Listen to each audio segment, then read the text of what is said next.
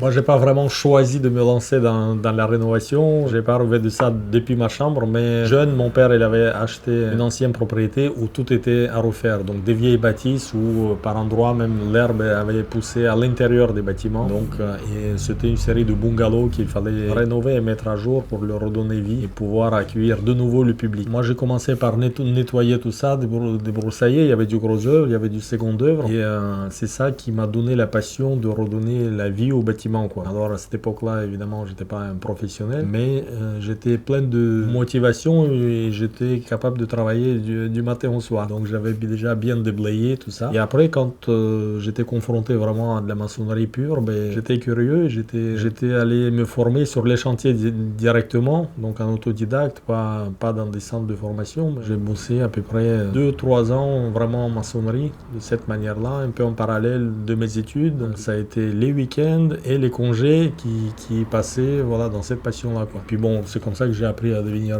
maçon. Ensuite, après, carreleur, poste de marbre. Et puis après, j'ai rajouté les autres corps d'état du second œuvre, quoi. La peinture, l'électricité, la plomberie, et puis les finitions. Enfin voilà, quoi. Donc ça a été un parcours au fur et à mesure. Mais ce qui m'anime depuis toujours, c'est vraiment la passion de redonner vie aux anciennes bâtisses.